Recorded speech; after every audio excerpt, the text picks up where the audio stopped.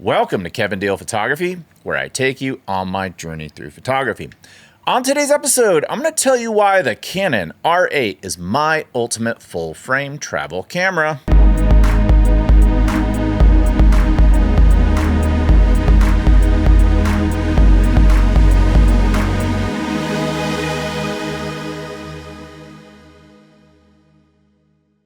I'm pleased to announce the release of my Capture One and Lightroom presets, Metamorphic Portraits, The Sound of Silver, and Rangefinder. These are all available for purchase at my website. Go to kevindealphotography.com or check out a link in the description below. And now, on to today's episode. Welcome to today's episode. If you're not familiar with Kevin Deal Photography, we do gear reviews, tips, techniques, and tutorials, and sometimes we dive into film. If any of that sounds appealing to you, click the subscribe button below. For all of you who are coming back to Kevin Deal Photography, welcome back. And for all of you who are here for the first time, at the beginning of every episode, I ask for donations to BIG, which is an organization that helps intellectually disabled adults adapt to jobs in the real world. I also want to thank all of you who donate to my Super Thanks link. With those donations, I use that money to purchase gear, which I then review on this channel and hopefully help you all with your buying decisions. But to the subject of today's episode. The Canon R8 continues to be an incredible value in the full-frame camera market. I named it my 2023 Camera of the Year, and even in 2025, it remains highly relevant, especially when you consider its advanced autofocus system, which still outperforms some newer cameras at a similar price point. In many ways, the R8 was ahead of its time.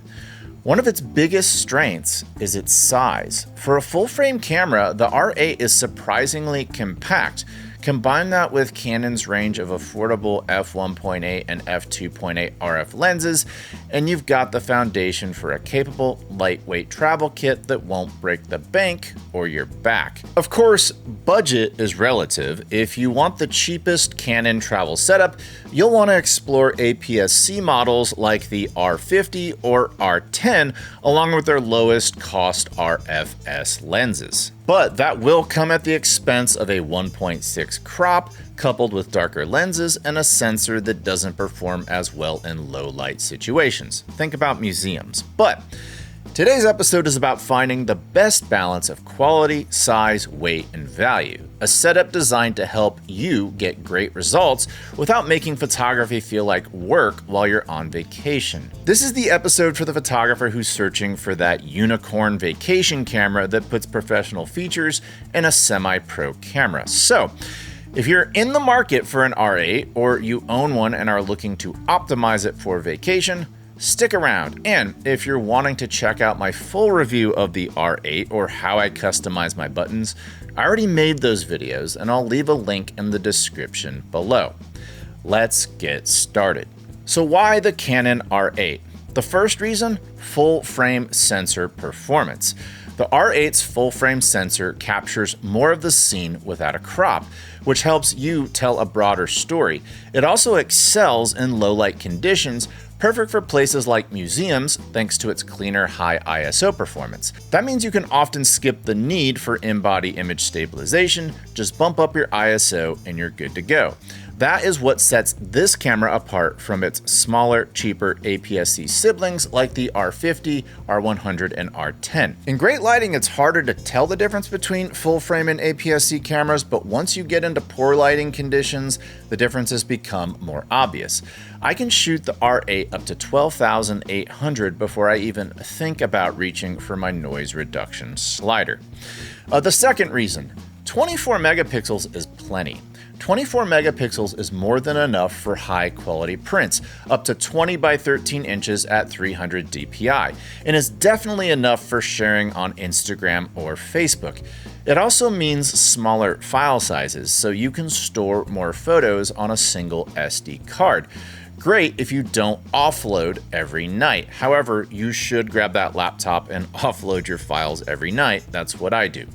Additionally, the JPEGs look fantastic, and Canon has some genre-specific profiles to get you started. So, If you're the type of person who wants to get it right at the camera and not go deep into color grading on a RAW file for an image that shows off what you had for breakfast on the 4th day of your vacation, the R8 has you covered with amazing JPEGs. But you can still shoot in RAW or both at the same time, so the flexibility is there, and at the end of the day, the camera lets you decide which you want to do.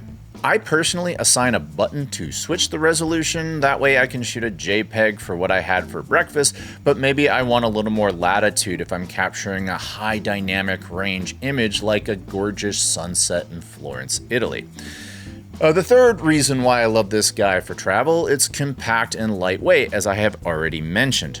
The R8 is small enough to carry all day in a messenger bag or around your neck without getting fatigue. Getting full frame image quality in such a portable package is a huge win for photographers who travel. Additionally, the grip is fantastic, it gives you an excellent purchase on the camera, and the button layout is easy to find with muscle memory when you have the viewfinder up to your eye. Another reason why I love this guy for travel, small, affordable batteries. The R8 uses the LPE17 battery. While the official spec is only 290 shots, you can realistically get closer to 500 in the real world. These batteries are tiny, cheap, and easy to carry, making them ideal for travel.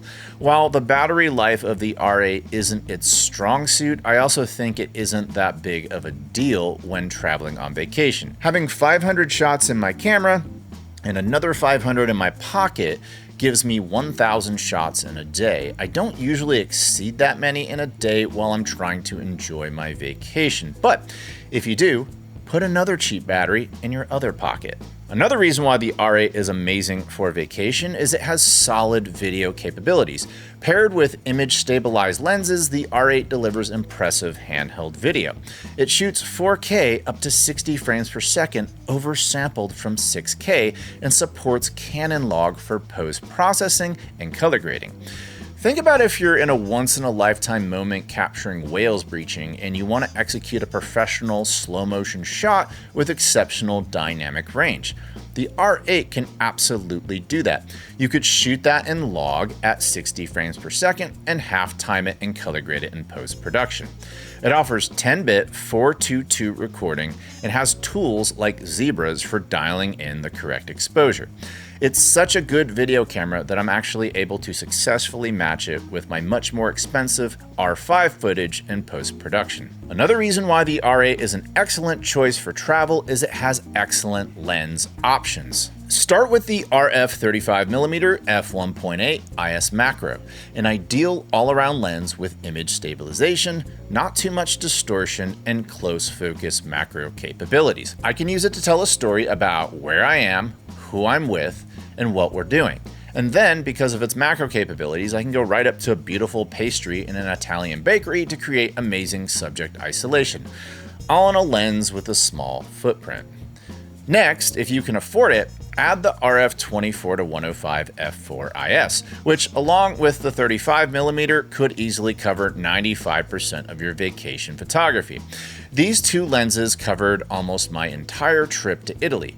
They're both image stabilized and sharp. Want something wider? The RF 16mm f2.8 gives you a creative artsy perspective and is small enough to fit in a larger pocket. If I were to go with 3 lenses, it would be the 3 that I just mentioned. While I don't usually need a ton of reach on my vacation, some of you do, so if you do, go for the RF 100-400mm f5.6 to f8. It's not going to be a low light king, but in well-lit situations, it'll give you the reach that you need to capture far away subjects. For those of you who want as small of a storytelling lens setup as possible, swap the 35mm for the RF 28mm f2.8 pancake, which delivers excellent image quality in a tiny package. Its perspective is close enough to the 35mm that you can frame similar shots. shots, but it's in more of a compact form factor. Pairing the RF 28mm f2.8 with the R8 is an absolute joy of a combination that delivers fantastic image quality in a compact size. And if you're the type of person who wants the camera to take pictures the same way you see it with your eyes, you can always go for the nifty 50mm f1.8. It's essentially the same size as the 16mm, but it has a maximum aperture of f1.8. It's an excellent choice for low light photography. The next reason, the industry-leading autofocus. When you're on vacation, nearly everything you see is new and often in motion. Having an autofocus system that can keep up is invaluable. One of Canon's greatest strengths is how they trickle down their advanced autofocus algorithms to more affordable cameras. Even models below the R8 deliver impressive autofocus performance.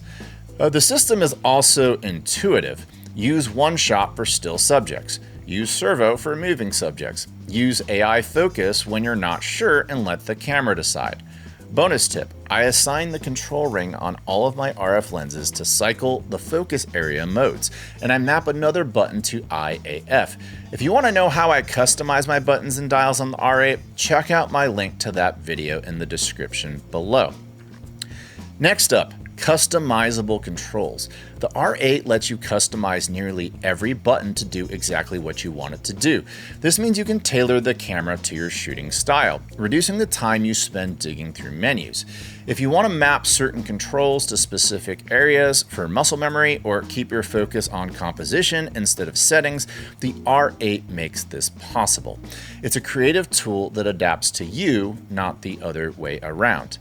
Plenty of cameras are great for travel, but for me, the R8 strikes the perfect balance of image quality, features, portability, and value. And when you're on vacation, having a system that helps you capture stunning memories without adding stress is the best kind of travel companion. That does it for today's episode. What do you think about my opinions about the R8 being the perfect travel companion for vacation photography? Tell me about it in the comments below. Do you have another recommendation? Tell me about that in the comments below. And if you're a fan of this channel, I humbly ask you to click the subscribe button below. And until next time, I'll talk to you soon. Bye.